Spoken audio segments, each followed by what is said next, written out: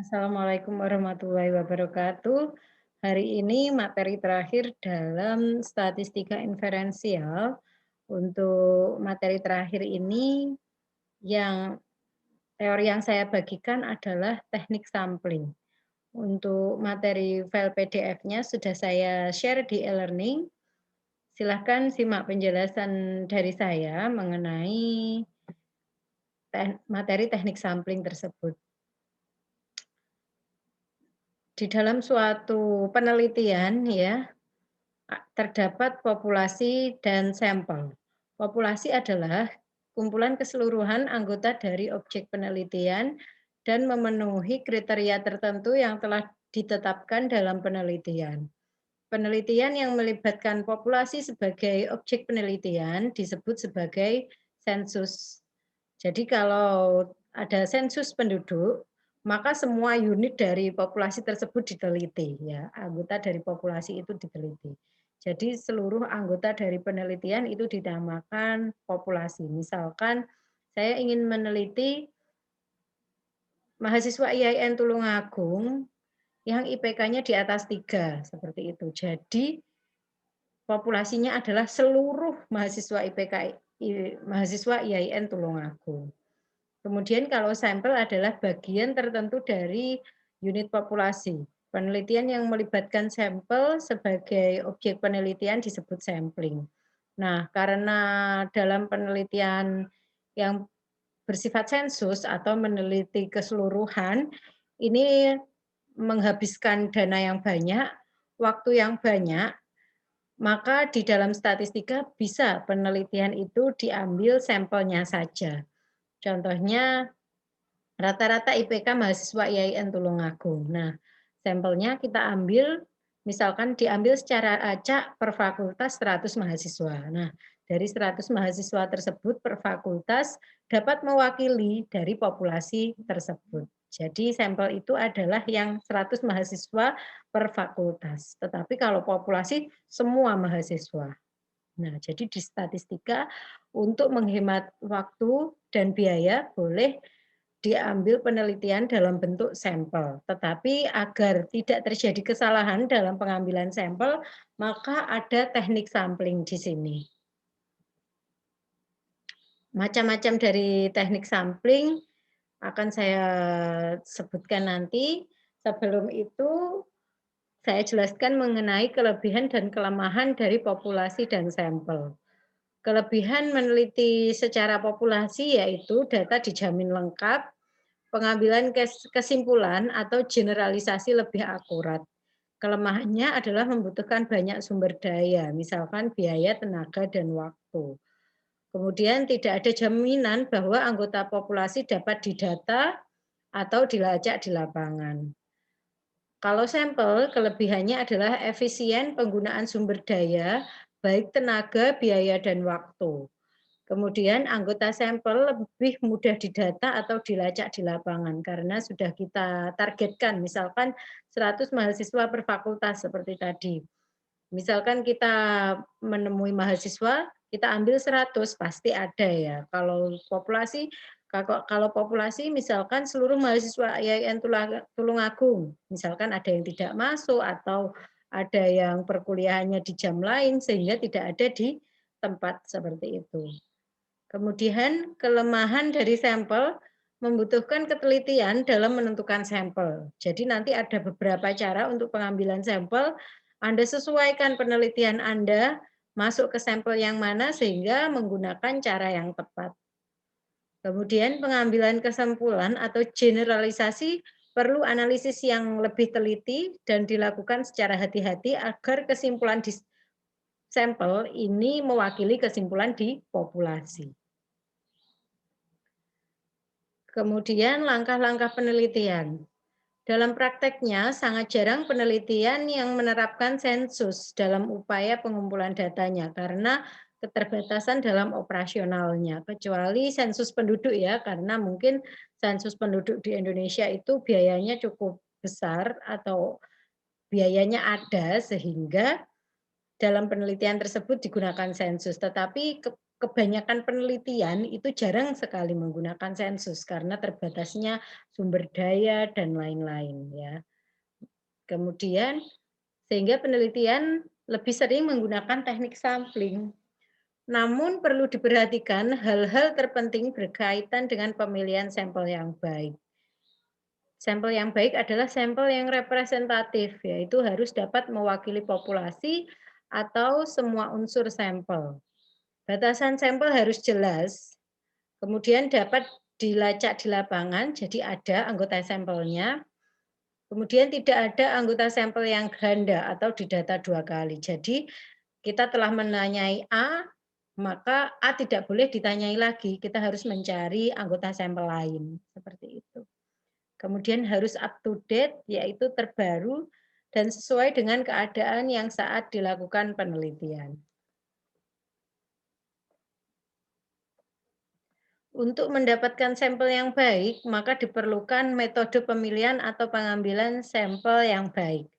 Metode pengambilannya sampel yang baik adalah prosedurnya sederhana dan mudah dilakukan, dapat memilih sampel yang representatif, efisien dalam penggunaan sumber daya, kemudian dapat memberikan informasi sebanyak-banyaknya mengenai sampel tersebut. Kemudian prinsip anggota sampel yang baik yaitu pada prinsipnya tidak ada ketentuan yang baku mengenai ukuran sampel. Jadi ukuran sampel ini tidak ada patokannya.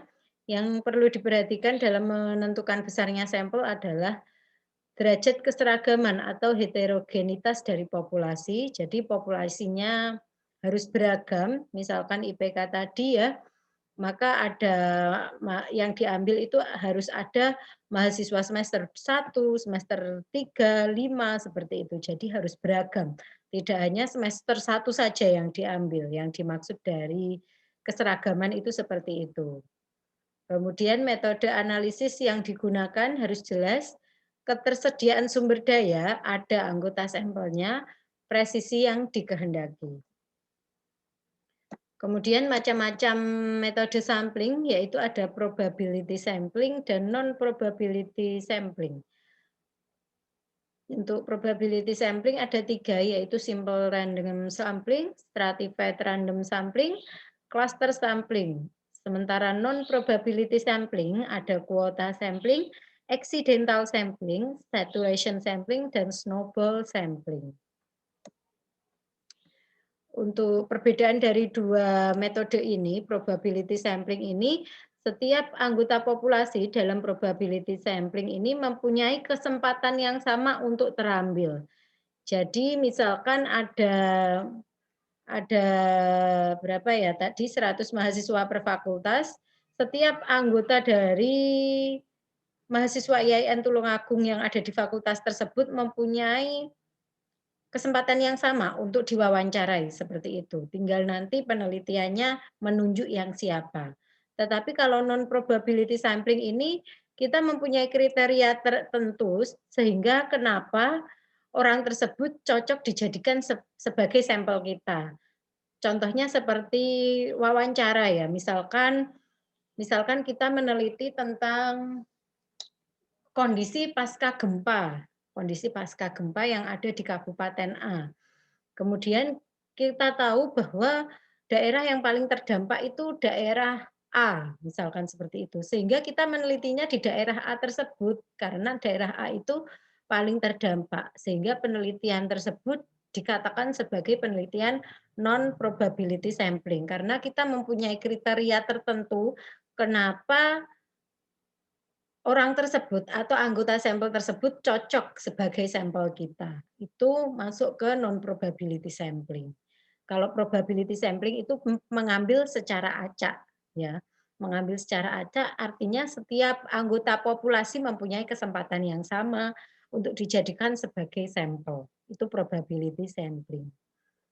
Kemudian saya jelaskan yang pertama yaitu simple random sampling. Semua unsur populasi mempunyai kesempatan yang sama untuk dipilih sebagai anggota sampel karena masuk ke probability sampling ya, simple random sampling. Anggota sampel dipilih secara acak dengan cara, jadi cara melakukannya yang pertama pengundian menggunakan nomor anggota sebagai nomor anggota. Contoh, jadi misalkan ada 100 mahasiswa yang saya ambil, saya beri nomor mahasiswa tersebut, kemudian saya ambil nomor secara acak, seperti itu, seperti arisan contohnya. Kemudian menggunakan tabel angka random bilangan acak berdasarkan nomor anggota. Jadi di random siapa yang terambil di dalam anggota sampel tersebut. Syarat penggunaan simple random sampling yaitu sifat populasi adalah homogen, keadaan anggota populasi tidak terlalu tersebar secara geografis, terus harus ada kerangka sampling yang jelas. Kebaikan prosedur penggunaannya sederhana, kelemahannya persyaratan penggunaan metode ini sulit dipahami. Jadi syaratnya apa? Sulit dipahami. Tetapi simple random sampling ini cara penggunaannya, jadi kita mempunyai data misalkan misalkan mahasiswa Febi di data, kemudian kita beri nomor urut, kemudian kita ambil nomor tersebut secara acak sehingga mencapai 100 mahasiswa yang terpilih, contohnya seperti itu. Kemudian stratified random sampling, populasi dikelompokkan menjadi sub-subpopulasi berdasarkan kriteria tertentu yang dimiliki unsur populasi. Masing-masing subpopulasi diusahakan homogen, artinya sama ya. Jadi setiap kelompok ini dia mempunyai keseragaman. Terus dari masing-masing subpopulasi selanjutnya diambil sebagian anggota secara acak dengan komposisi proporsional atau disproporsional. Proporsi itu persentasenya per kelompok ini sama. Kemudian total anggota dipilih ditetapkan sebagai jumlah anggota sampel penelitian. Contoh, dari 1.000 populasi pada pemilu akan diambil 100 orang atau 10% dari populasi tersebut sebagai sampel berdasarkan usia pemilih secara proporsional. Jadi dikelompokkan. Nah, jadi setiap kelompok ini bersifat homogen, yaitu usianya hampir mirip ya, atau hampir sama. Kemudian ini jumlah dari per usia tersebut, kemudian diambil 10% sehingga diperoleh anggota sampelnya ini.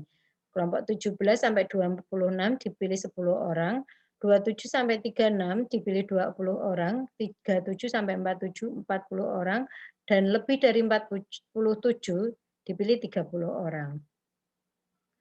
Sehingga diperoleh 100 orang untuk penarikan sampelnya. Kemudian stratified random sampling, yaitu populasi mempunyai unsur heterogenitas beragam ya. Diperlukan kriteria yang jelas dalam membuat stratifikasi atau lapisan sesuai dengan heterogenitas yang dimiliki. Harus diketahui dengan tepat komposisi anggota sampel yang akan dipilih secara proporsional atau disproporsional. Kebaikannya adalah semua ciri-ciri populasi yang heterogen dapat terwakili. Kelemahannya memerlukan pengenalan terhadap populasi yang akan diteliti untuk menentukan ciri heterogenitas yang ada pada populasi. Oke, ini belum ada contohnya ya. Jadi stratified random sampling ini hampir sama dengan proporsional ini. Oh ya, stratified random sampling sudah ada ya contohnya. Yang ini. Kemudian cluster sampling sekarang. Cluster sampling ini masuk ke probability sampling, yaitu populasi dikelompokkan menjadi sub-sub populasi secara cluster atau bergelombol. Dari subpopulasi selanjutnya dirinci lagi menjadi subpopulasi yang lebih kecil. Anggota dari subpopulasi terakhir dipilih secara acak sebagai sampel penelitian. Contoh, akan dipilih sampel penelitian untuk meneliti rata-rata tingkat pendapatan buruh bangunan di Kota Madya Semarang. Kota Madya Semarang tersebut ada 16 kecamatan.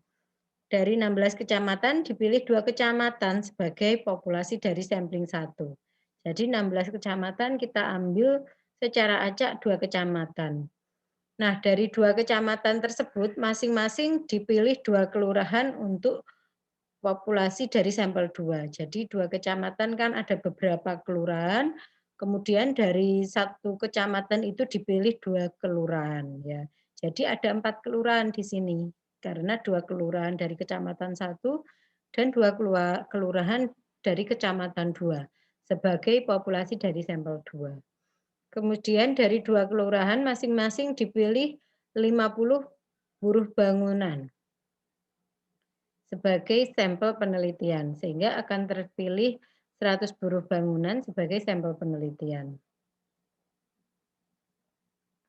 Oh, jadi ini 2 kecamatan dipilih 2 kelurahan. Jadi 1 kecamatan 1 kelurahan, 1 kecamatan lagi 1 kelurahan ya. Jadi ada 2 kelurahan, dari 2 kelurahan masing-masing dipilih 50. Jadi dipilih 1 kelurahan 50 buruh, 1 kelurahan 50 buruh. Sehingga akan terpilih 100 buruh bangunan sebagai sampel penelitian. Sesuai jumlah tahapan pemilihannya, sampel dari klaster sampling disebut sebagai one stack cluster sampling, two stack cluster sampling, dan seterusnya. Kalau ini ada 2 sampel di sini, maka disebut two stack cluster sampling. Kemudian kuota sampling, metode memilih sampel yang mempunyai ciri-ciri tertentu dalam jumlah atau kuota yang diinginkan. Misalkan akan diteliti mengenai manfaat penggunaan internet pada peningkatan kualitas proses belajar mengajar pada mata kuliah tertentu.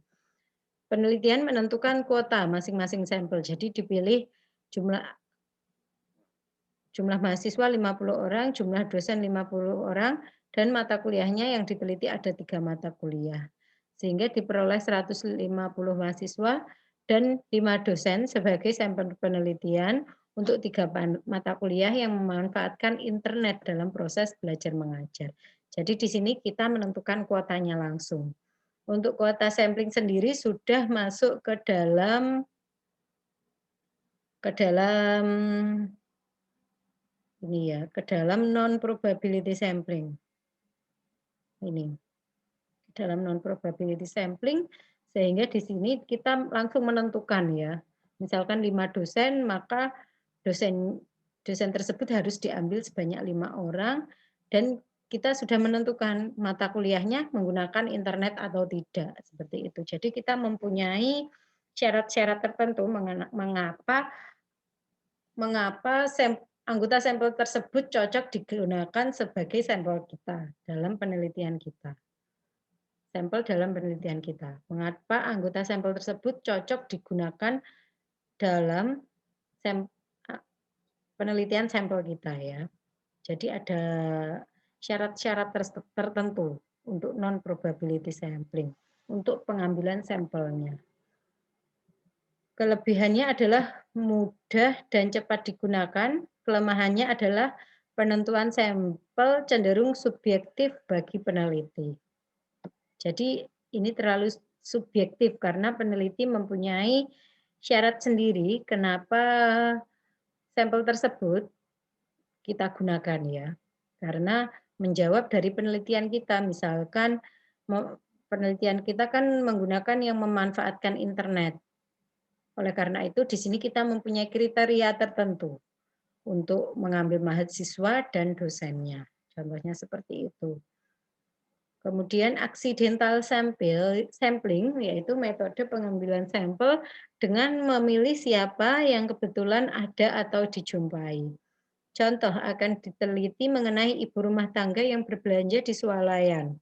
Peneliti menentukan sampel dengan cara menjumpai ibu rumah tangga yang kebetulan belanja di suatu swalayan tertentu untuk dimintai pendapat atau motivasinya. Kelebihannya mudah dan cepat digunakan, kelemahannya jumlah sampel mungkin tidak representatif karena tergantung hanya pada anggota sampel yang ada pada saat itu. Selanjutnya, saturation sampling, yaitu metode pengambilan sampel dengan mengikut sertakan semua anggota populasi sebagai sampel penelitian. Jadi ini lebih seperti sensus ya, semua anggota populasi diikutkan. Contoh akan diteliti mengenai pendapat mahasiswa terhadap pemberlakuan kurikulum baru di STMIK Dianuswantoro. Peneliti menentukan sampel yang mengambil seluruh mahasiswa aktif di STMIK Dianuswantoro sebagai sampel penelitian. Kelebihan memerlukan waktu pengumpulan data, kelemahan tidak cocok untuk populasi yang anggotanya besar. Kemudian yang terakhir adalah snowball sampling, yaitu metode pengambilan sampel yang secara berantai atau multilevel. Misalkan sampel awan ditetapkan dalam kelompok anggota kecil, masing-masing anggota mencari anggota baru dalam jumlah tertentu. Selanjutnya masing-masing anggota baru dimintai mencari anggota baru lagi, dan seterusnya. Contoh akan diteliti mengenai pendapat mahasiswa terhadap pemberlakuan kurikulum di STMIK Dianuswantoro, sampel ditentukan 100 mahasiswa. Peneliti pertama mengambil 10 mahasiswa, kemudian masing-masing dari 10 mahasiswa tersebut disuruh mencari 10 orang lagi untuk diteliti, sehingga tercapai 100 mahasiswa untuk diperoleh sebagai sampel penelitian. Kelebihannya mudah digunakan, kelemahannya membutuhkan waktu yang lama. Oke, saya rasa cukup untuk teknik sampling. Jika ada pertanyaan, silahkan ditanyakan. Hari ini adalah hari materi terakhir untuk UAS. Silahkan Anda pelajari. Wassalamualaikum warahmatullahi wabarakatuh.